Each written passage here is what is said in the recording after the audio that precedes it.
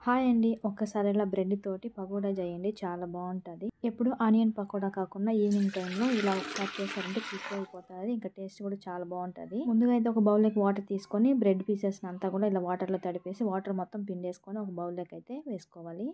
సన్నగా కట్ చేసి పెట్టుకున్న ఆనియన్స్, ఇంకా సన్నగా కట్ చేసి పెట్టుకున్న పచ్చిమిర్చి, సన్నగా కట్ చేసుకున్న కొత్తిమీర యాడ్ చేసుకొని హాఫ్ కప్పు లేదా ముప్పావు కప్పు వరకు శనగపిండి వేసుకొని ఇందులోనే కొంచెం ఒక టేబుల్ స్పూన్ అంతా కారం, కొద్దిగా పసుపు, కొంచెం తగినంత సాల్ట్ వేసుకొని కొంచెం గరం మసాలా, ఒక లెమన్ పిండేసుకోవాలి. మొత్తాన్ని కూడా ఇలా బాగా మిక్స్ చేసేసుకోవాలి. వాటర్ ఏమీ వేయకుండానే ఫస్ట్‌లో తడి ఉంటుంది కాబట్టి బ్రెడ్‌లో బాగా కలిపేసుకొని కొంచెం గట్టిగా ఉంది అనిపిస్తే కొద్దిగా చేతిలోకి వేసుకొని కొద్దిగా వాటర్ వేసుకొని సరిపోతుంది. వాటర్ ఎక్కువ అయితే ఆయిల్ ఎక్కువ పీల్చేస్తది. అది గుర్తుంచుకోవాలి.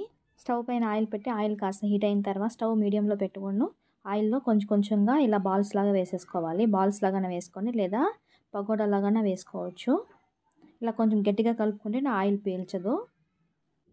అటు ఇటు తిప్పుకుంటూ మంచి గోల్డెన్ కలర్ వచ్చేంత వరకు ఫ్రై చేసుకుంటే సరిపోతది. ఒక బ్యాచ్ తీసేసి తర్వాత అదే విధంగానే అన్నీ అంతా కూడా అదే విధంగా వేసేసుకోవాలి. ఈవినింగ్ టైంలో పిల్లలకైనా చేసి పెట్టొచ్చు కొత్తగా వెరైటీగా. సడన్‌గా ఇంటికి ఎవరైనా గెస్ట్‌లు వచ్చినప్పుడు ఒకసారి ఈ విధంగా ట్రై చేయండి. చాలా సింపుల్‌గా ఈజీగా అయిపోతది. టేస్ట్ కూడా చాలా బావుంటది. మీకు ఈ వీడియో నచ్చితే లైక్ చేసి సబ్స్క్రైబ్ చేసుకోండి. మీ ఫ్రెండ్స్ అండ్ ఫ్యామిలీ మెంబర్స్‌కి షేర్ చేయండి. మీరు ట్రై చేసి మీకు ఎలా కుదిరిందో మర్చిపోకుండా కామెంట్ చేయండి. ఫ్రై అయిన తర్వాత ఒక బౌల్‌లోకి వేసుకొని సాస్‌తో అన్నా లేదా మైనీస్‌తో అయితే చాలా బాగుంది. ఒకసారి మీరైతే ట్రై చేయండి. నార్మల్ పకోడీ కన్నా ఈ పకోడీ అసలు ఆయిల్ ఏం పీల్చదండి. ఆయిల్ చాలా తక్కువ పీలుస్తుంది. ఒకసారి మీరు తప్పకుండా ట్రై చేయండి. పైన క్రిస్పీగా లోపల కొంచెం సాఫ్ట్‌గా భలే ఉంటది. వీడియో నచ్చితే లైక్ చేసి సబ్స్క్రైబ్ చేసుకోండి. Thank you for watching.